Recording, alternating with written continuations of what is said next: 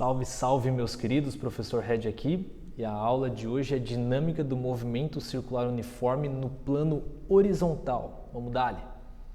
Uma pequena introdução sobre o movimento circular uniforme. O que é o movimento circular uniforme? É um movimento em trajetória circular com o módulo da velocidade constante. Mas apesar de o módulo da velocidade ser constante, ele é um movimento acelerado. Por que ele é um movimento acelerado? Porque a velocidade é um vetor, não é uma grandeza escalar. Analisa comigo o vetor velocidade nesse desenho esquemático que eu tenho aqui. Olha para ele aqui, olha para ele aqui, aqui e aqui. O que você repara? Em todos os pontos ele tem o mesmo módulo, ou seja, o mesmo tamanho. Porém, em cada um desses pontos ele possui uma direção diferente. Então, o vetor velocidade não se mantém constante, ele se altera ao longo do tempo. Logo, existe uma aceleração.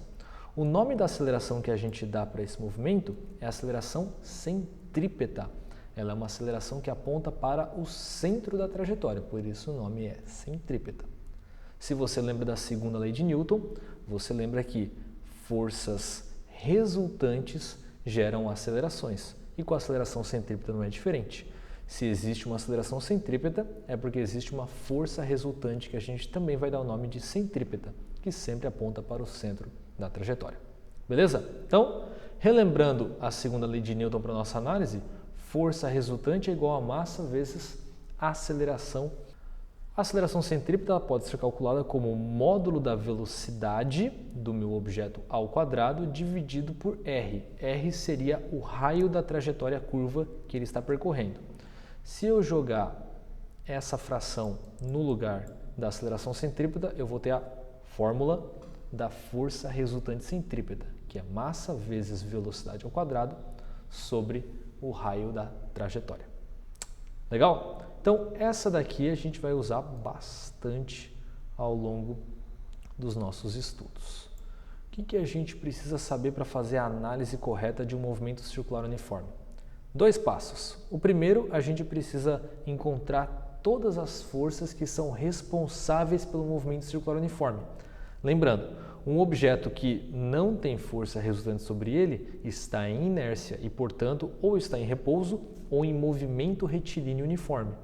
Se o objeto está fazendo uma trajetória curva, isso significa que esse objeto tem força resultante sobre ele. Eu preciso encontrar qual é a força que causa essa força resultante centrípeta, se é uma tração, se é um atrito ou algo do gênero.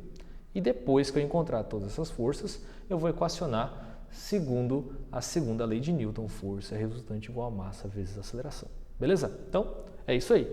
Olha só, bem parecido com sistemas de blocos, né? 2 passos apenas, encontrar as forças e equacionar com a segunda lei de Newton. É sempre assim mesmo, tá? O mais pesado de todo esse conteúdo é fazer análise, é raciocinar sobre o que está acontecendo.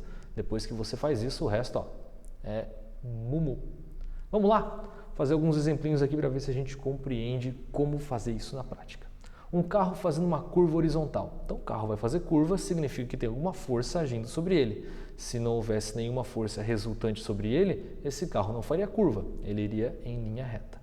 Bom, ao analisarmos a situação do carro, e eu tenho ela desenhada aqui para você, a gente verifica que existem 3 forças agindo sobre ele. Peso normal e uma força de atrito estática. Peso e normal vão se anular, porque esse carro não está nem subindo e nem afundando no chão. Então, pode esquecer essas 2 forças aqui para a nossa análise. Só o que vai nos interessar é a força de atrito estático. É justamente ela que é responsável pela curva do carro. Quando um carro se perde e derrapa numa curva, é porque ele perdeu a força de atrito estático com o chão. Ela passou a ser uma força de atrito dinâmico e ele passa a ter escorregamento, ele passa a ter deslizamento na curva. Então, é uma força de atrito estática que faz com que esse carro faça essa curva. Ela vai ser a nossa força resultante centrípeta. E essa é a análise primordial que a gente tem que ter. A força resultante centrípeta é a própria força de atrito estático. Se você coloca essa igualdade, fechou, meu querido. Todo o resto da questão vai ser desdobrar isso daqui matematicamente. Então, por exemplo, você vai abrir isso daqui em massa vezes velocidade ao quadrado sobre o raio da trajetória, que seria a força resultante centrípeta. A força de atrito estático você vai abrir em Mi vezes a normal. E a gente já falou que a normal aqui nesse caso, ela é igual à força-peso em módulo. Então você vai no lugar de normal colocar a força-peso. E aí você vai abrir isso aqui matematicamente. mv² sobre r é igual a mi vezes peso. E peso é massa vezes gravidade. Então você vai cortar a massa aqui dos dois lados, vai passar o r multiplicando, vai tirar a raiz dos dois lados, vai chegar no final nisso daqui. A velocidade máxima que esse carro pode ter na curva para que ele não derrape vai ser a raiz de coeficiente de atrito estático máximo vezes o raio da trajetória da curva vezes a gravidade. Pergunta, precisa decorar isso aqui? Resposta, por favor, não faça isso com você mesmo. Senão daqui a pouco você está chateado com a física, porque é um monte de fórmula e mais fórmula e fórmulas difíceis que tem raiz, que tem uma mistureba de... Não precisa disso. Você precisa ficar com esse aqui de cima. É ele que você tem que dar foco. A análise da questão e o equacionamento de acordo com a segunda lei de Newton. O resto é desdobramento matemático. É importante? Sim, é muito importante. Mas você precisa saber fazer esse desdobramento matemático em vez de ficar decorando a formulinha. Pelo menos eu penso que esse é um caminho muito mais inteligente para você estudar. Beleza? Vou fazer mais um exemplinho então para a gente treinar um pouco mais dessa análise. Vamos fazer um exemplo de um carro fazendo uma curva sobreelevada. Seria uma curva que tem uma parte mais alta do que a outra. É uma curva muito comum em pistas de NASCAR.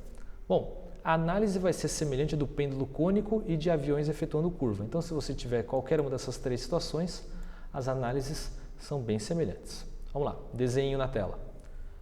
Temos aqui o carro então, veja que a curva ela é sobreelevada, ela funciona como se fosse um plano inclinado. Se você não lembra como trabalhar com plano inclinado, link na descrição, lá no finalzinho tem uma aula para você de plano inclinado. Olha só, temos aqui duas forças agindo sobre esse carro, estou considerando que não tem atrito, normal e peso. Normal e peso agora vão se anular? Resposta, não. Ele está num plano inclinado, essas duas forças não podem se anular. Elas não estão nem agindo na mesma direção. Como é que elas vão se anular? Não tem como. Então, só pelo fato de haver essas duas forças, já vai existir uma força resultante centrípeta agindo sobre esse carro. E ela vai ser a soma dessas duas forças, da normal e da peso. Lembrando que a força resultante ela é a soma de todos os vetores força que agem sobre esse carro. Então, o que eu vou fazer?